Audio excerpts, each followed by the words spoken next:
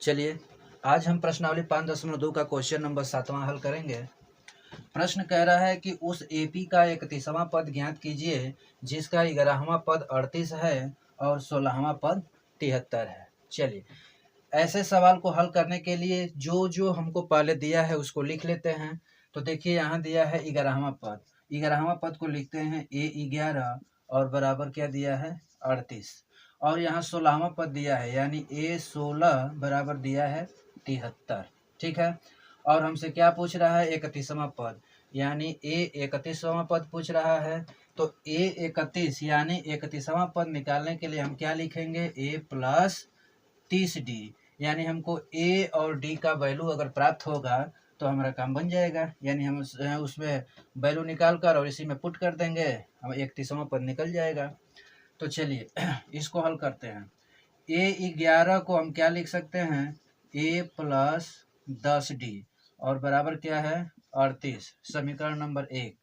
A16 को हम क्या लिखते हैं A+15D बराबर और 73, समीकरण नंबर 2 हल कर देंगे। चलिए देखिए समीकरण 1 में से 2 घटा देंगे तो यहाँ प्लस है तो माइनस, प्लस है तो माइनस, प्लस है तो माइनस, ए से खत्म हो जाएगा। -15D में से 10D जाएगा तो -5D, और -73 में से 38 घटाएंगे, देखिए 13 में से 8 गया 5, 6 में से 3 गया 3। चलिए देखिए माइनस से माइनस खत्म और 5 7 35, यानी डी बराबर आ जाएगा क्या 7। डी का मान क्या आ जाएगा 7। डी यानी सार्वंतर हमको मिल गया। अब ए का वैल्यू निकालने के लिए जो डी का मान आया है उसको समीकरण नंबर 1 या 2 में रख दीजिए। तो लिखेंगे डी का मान समीकरण 1 में रखने पर, 1 में रखने पर रख के हल कर दीजिए। देखिए तो ए में रखेंगे तो A+10 गुणे डी का वैल्यू क्या रखना है 7 और बराबर 38। चलिए देखिए तो A+10 70 बराबर 38, ए बराबर 70 उधर जाएगा तो माइनस हो जाएगा, तो 38 माइनस 70, 10 में से 8 गया 2 और 6 में से 3 गया 3, यानी -32। अब चलिए हमको पूछ रहा है 31वां पद, तो इसमें हम मान रख देते हैं, यानी A31 बराबर A+30D। तो ए का वैल्यू आ गया -32 + 30 गुणे डी का मान है 7, तो -32 + 7 × 21 यानी 210। अब 210 में से 32 को घटा देंगे, 10 में से 2 जाएगा 8 और 20 में से 3 जाएगा 17, यानी 31वां पद क्या आ गया 178। चलिए क्वेश्चन नंबर 8वां देख लेते हैं। प्रश्न कह रहा है कि एक एपी में 50 पद है, एक समांतर श्रेणी दिया गया है, उसके 50 पद हैं जिसमें तीसरा पद 12 है और अंतिम पद 106 है, तो इसका 29वां पद ज्ञात कीजिए। एकदम ठीक पिछला सवाल की तरह है। चलिए जो जो दिया है हम उसको लिख लेते हैं। देखिए यहाँ कहा है कि तीसरा पद 12 है, यानी तीसरा पद को A3 और A3 कितना दिया है 12। अब देखिए एक एपी है, एक यानी एक समांतर श्रेणी में है जिसका जो पद है, जिसमें पदों की संख्या जो दिया है वो दिया है 50 और अंतिम पद कह रहा है 106। तो आप ये बताइए कि जब 50 पद है और अंतिम पद 106 है यानी 50वां पद 106 है, तो A50 बराबर क्या हो जाएगा 106। अंतिम पद का रहा ना, अंतिम पद 106 है, अब 50 पद है तो अंतिमवां पद जो है वो 50वें होगा, तो 50वां पद कितना दिया है 106, और हमको निकालना क्या है A29 यानी 29वां पद। 29वां पद निकालने के लिए हमको A+28D चाहिए, ए चाहिए और डी चाहिए।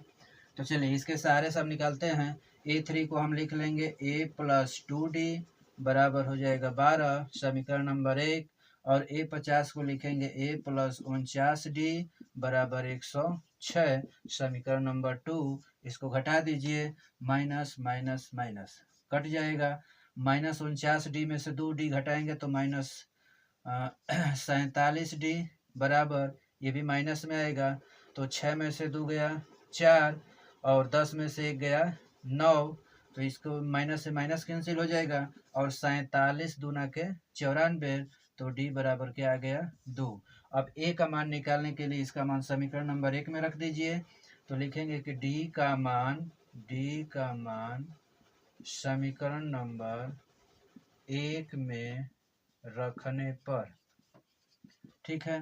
तो देखिए समीकरण नंबर 1 ये है, तो इसमें रख दीजिए A प्लस 2 इंटू D का मान आ गया 2 बराबर 12, तो A प्लस 2 दूनी के 4 बराबर 12, ये प्लस 4 जाके उधर माइनस हो जाएगा, तो 12 में से 4 चला जाएगा, क्या हो जाएगा 8, तो A का मान आ गया 8, ठीक है।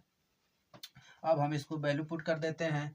देखिए ये 29वां पद हमको निकालना है, तो ए का मान कितना आ गया 8 प्लस 28 गुणे D का मान कितना आ गया 2। चलिए 28 दूना के 56 प्लस 8, इसको जोड़ देंगे तो हो जाएगा 64, आंसर आ जाएगा। नंबर 9 देख लेते हैं। प्रश्न कर रहा है कि यदि किसी एपी के तीसरे और 9वें पद क्रमशः 4 और -8 है तो इसका कौन सा पद शून्य होगा। ध्यान से सुनिएगा, इसका कौन सा पद यानी पोजीशन हमको पूछ रहा है। वो एक एपी है, वो जाएगी, उसमें कोई एक ऐसा पोजीशन आएगा, एक ऐसा पद आएगा कि जिसका वैल्यू क्या होगा शून्य होगा, यानी हमको ये वैल्यू दिया है, ठीक है, और हमको क्या ज्ञात करना है, पद ज्ञात करना है। हमको ये दिया है वैल्यू शून्य और पद यन होता है, तो यन हमको ज्ञात करना है। ए चाहिए और क्या चाहिए, डी चाहिए। चलिए जो हमको दिया है उसको लिख लेते हैं। प्रश्न कर रहा है कि यदि किसी एपी के तीसरे और 9वें पद यानी क्रमशः तीसरा पद क्या दिया है 4, यानी A3 दिया है क्या 4, और 9वां पद क्या दिया है -8, यानी A9 दिया है -8। चलिए इसको हल करते हैं। A3 को हम क्या लिखेंगे, A प्लस 2D बराबर है 4, इसको समीकरण नंबर 1 कर लेते हैं। और A9 को हम लिखेंगे A प्लस 8D बराबर -8, समीकरण नंबर 2 कर लेते हैं, ठीक है। चलिए माइनस प्लस घटा देंगे तो यहाँ चिन्ह है बदल जाएगा, ए से ये ख़त्म हो जाएगा, -8D में से 2D चला जाएगा तो -6D और बराबर 8 और 4 कितना हो जाएगा 12। चलिए ये -6 उधर भेजेंगे तो बटे में आ जाएगा, यानी D बराबर -12 बटे में 6, 6 दूना के 12, तो D बराबर कितना आ गया -2। चलिए ए का मान निकाल लेते हैं। डी का मान समीकरण नंबर 1 में रख देते हैं।